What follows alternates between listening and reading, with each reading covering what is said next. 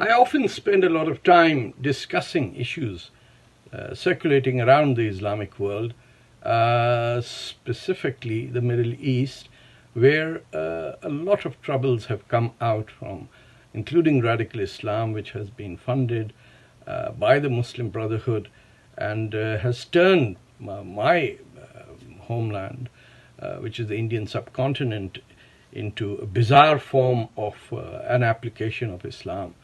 But there is something going on in Saudi Arabia and the United Emirates that needs to be recognized. It's very slow, it's taking place, and it's taking place under the leadership of Crown Prince Mohammed bin Salman. Friends of mine who had recently gone to Saudi Arabia came back, simply jaw-dropping news. They came, first thing they said, Tarek, you lived there 10 years, you won't recognize Saudi Arabia if you went there today. And my question was, why? And I said, at the airport when we landed, we were greeted by both men and women. At the hotel, we saw women working there. At the official immigration system, we saw there. And the years when the Saudi woman was totally invisible is over.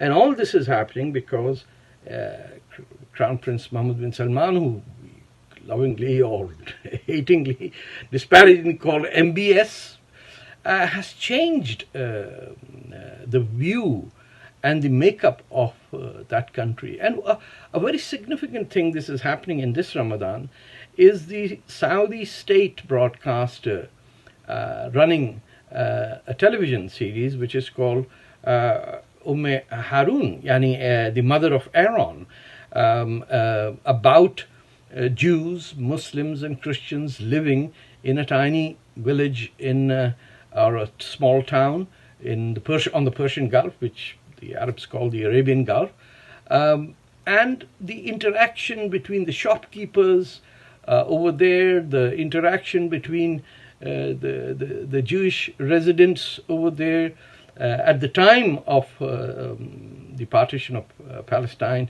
and the creation of the State of Israel, the tensions that took place over there.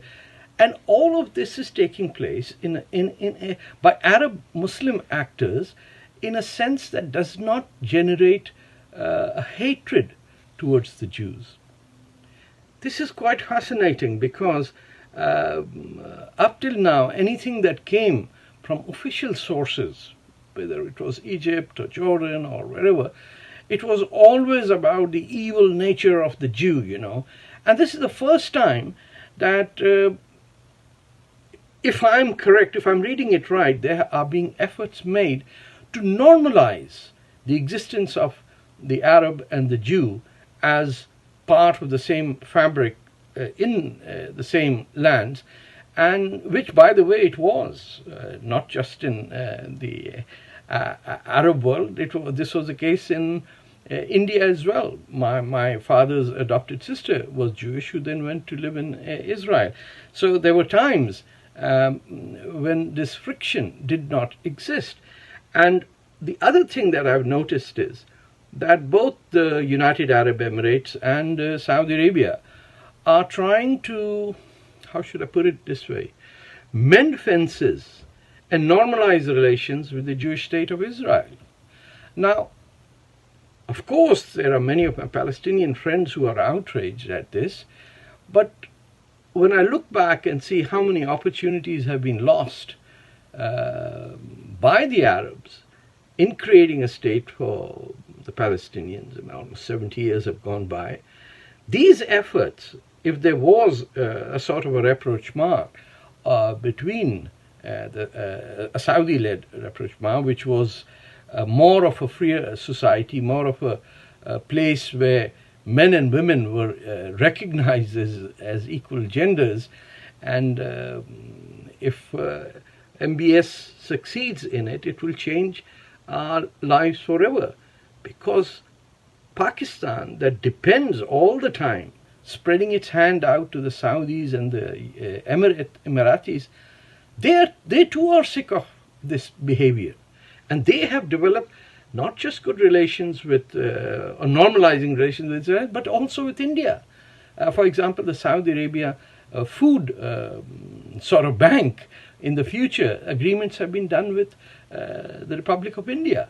And Prime Minister Narendra Modi, despite being a Hindu, has been received very well by the Gulf Arab countries and in Saudi Arabia, and he's been to the Palestinian West Bank as well.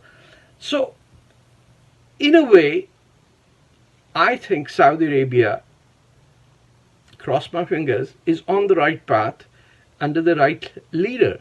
And if one can go for Hajj, and friends of mine come back startled because I never saw a woman work, a Saudi woman working anywhere during the 10 years I lived there.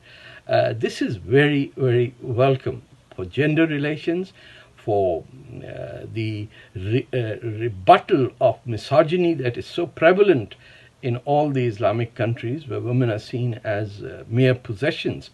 If this lead comes out from Mecca and Medina and Riyadh, I think that Muslims can look forward to a more natural development together in partnership with the rest of the world, specifically Israel and India.